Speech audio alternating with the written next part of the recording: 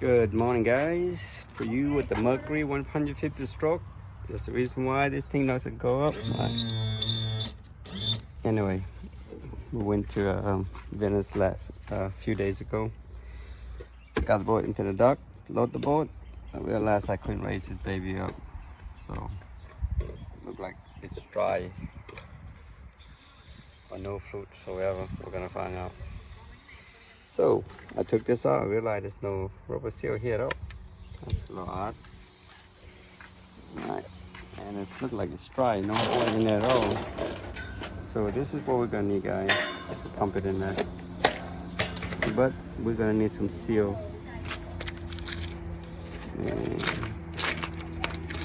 And it looks like I don't have anything to fit in here. No, this is closest right here. Let's see how that fit in there. Might be too big. Yeah, it's a little too big. Might have to order. Okay, guys, I tried to put the fruit on and nothing works. So it's obvious something's wrong with the internal piston. So to raise the motor up, I have to go home and get the crane from my house, the motor crane. You have to support the front because it's going to slide in. Once you get up the higher, it's fine. It comes place, and then you just lock it right here. But before we do, we got to remove this trim sensor first. Okay, guys, I have to take everything and examine it apart. And there's plenty of fruit in there. I can push this up and down no matter what. Even if I add more fruit, I can still pull this piston up and down. So that's giving me a hint that it's not sealed. Maybe the piston here, the rubber, has been damaged. Because as the pump pressurized, it just bleed back and forth basically. It didn't, you know, like the right. When this turns on to pressure up, it's push the piston up. When we reverse, it sucks the oil back down. I'm just thinking it just push the water, the oil constantly recycling. That's tell me if the seal inside is damaged. The motor runs fine. The pump is kind of loose. I'm not sure where it's supposed to have some kind of restriction on it, but when you turn it, it's really, I mean, it's pretty easy.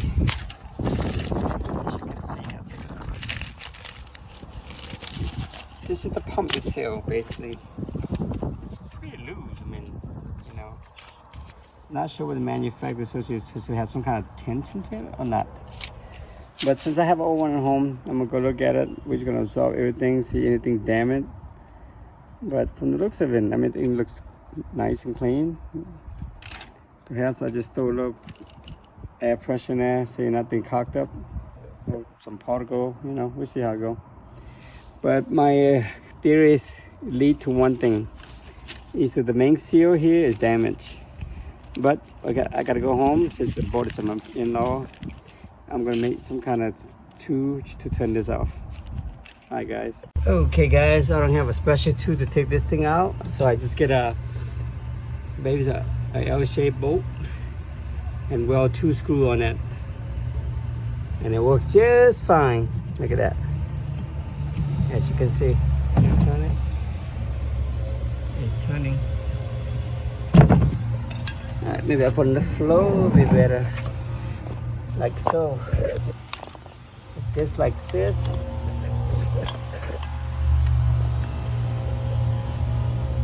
It's still smoking because it's hot. Alright, and just turn it. See? That's it. Okay guys, look like I had the same problem like the last time I did. The piston blew up basically. The bottom of this thing just like disintegrated. As you can see, all the damage.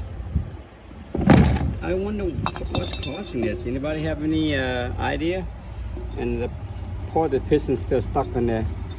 I mean, the top cylinder chamber is still smooth and clean, but the bottom is just, I don't know how to get that out. I have to take all the rubber out and heat it and melt the O-ring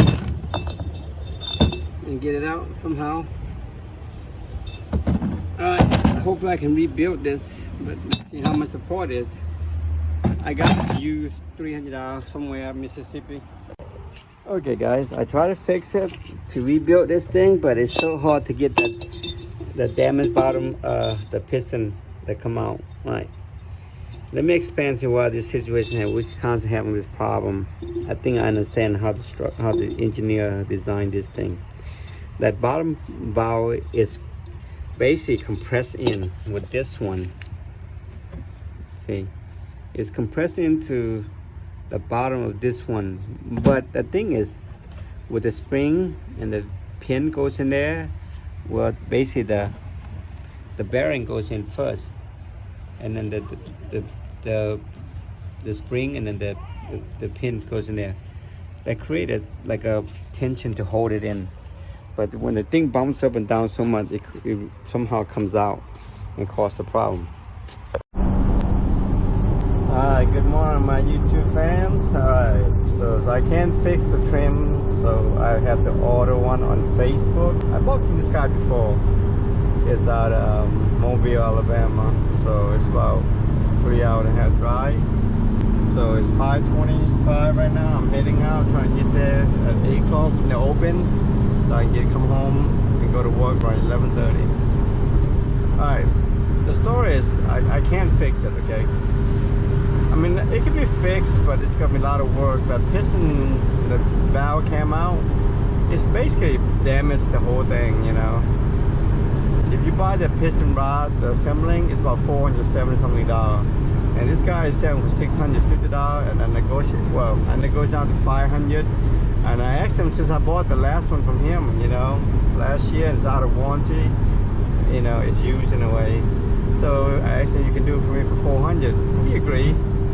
So, you know, since I'm driving 3 hours, he's gonna help me out a little bit. I mean, I'm gonna give you a webpage. You gotta check him out. He's pretty fair, nice guy. I mean, out of Mobile, Alabama. So check him out. Alright. So, alright guys, continue on. Alright guys, we are crossing over to Mississippi. Today is very foggy. As you can see, a lot of fog. Sunrise right in your eye. Make sure you have your glasses. Very foggy. Alright, Mississippi, welcome me now. Another 1.5 hours, we'll be there. Okay guys, we're here at our destination. You see the building right here? The destination is on your left. The way to get back to that outback center, you have to pass this. I mean, your map's gonna tell you this is the building for it, but it's really not. You're gonna come to the carrier station, come in here, and then take a left.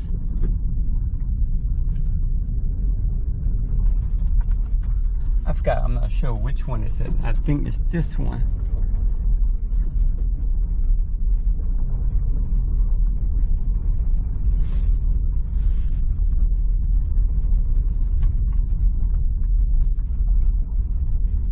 I think it's this one, if I remember.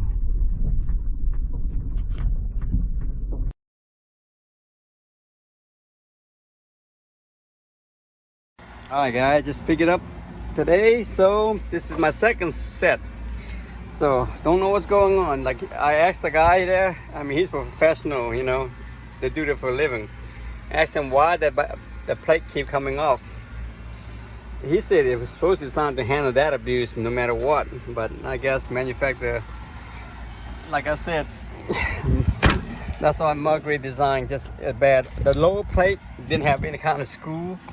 It's basically designed to compress on, but with all that bouncing and shock, that compression comes off. I wish I can take the plate out and explain to you guys what the situation is. So I'm back home now. I'm going to do a little touch up with some highlight, get some paint, make it look nice and brand new basically. So we're just gonna Home Depot high glass black paint, give it a glass.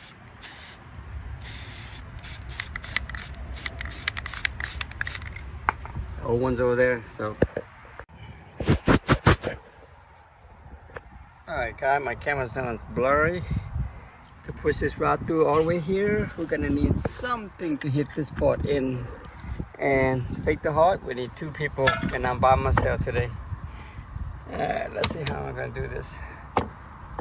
Let's get the aim this part as close as possible, and then hit it in, that's it. Okay guys, when you put this pin back in, you have a trim sensor right here. So you see the magnet right here?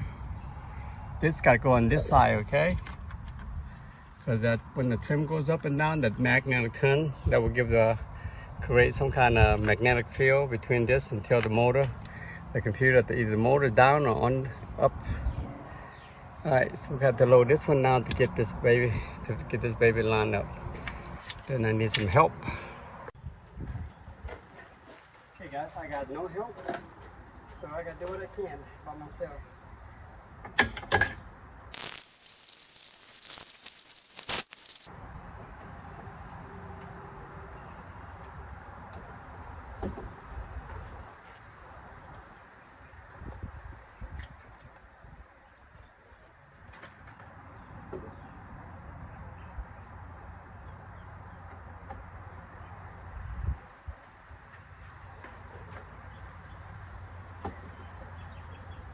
Okay guys, just a little wiggle up, it went in. So, I didn't need any help. But I would always recommend get help. It's just not to take the hard to do by yourself, guys. And if this come down, you have a major problem. Either you break your finger or break your hand. So I don't recommend do it by yourself, you know. Okay, so I have that in, and we're going to get the magnetic line up.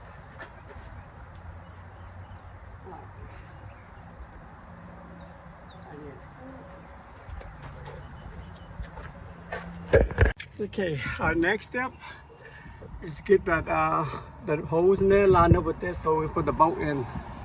And don't forget, gotta use lock thread for this so it won't come out. So you need a screwdriver, flathead on this side to turn it, to line it up. As you can see guys, you turn it, see how it moves, like that. And you just put the bolt in and locks it, that's it, we're done. I had a thread lock on there, you see the blue. All right, let me go get some. Okay guys, got everything in. Reconnect the Y. She's working real good. Let's start the engine.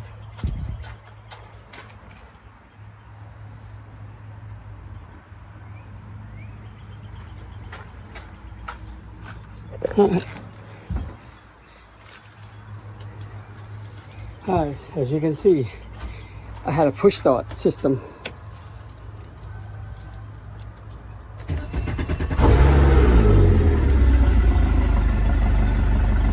Look at that.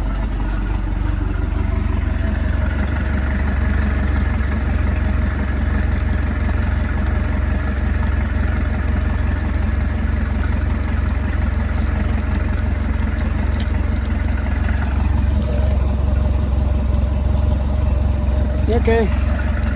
Looks like everything works good. Put everything back in, I'm done.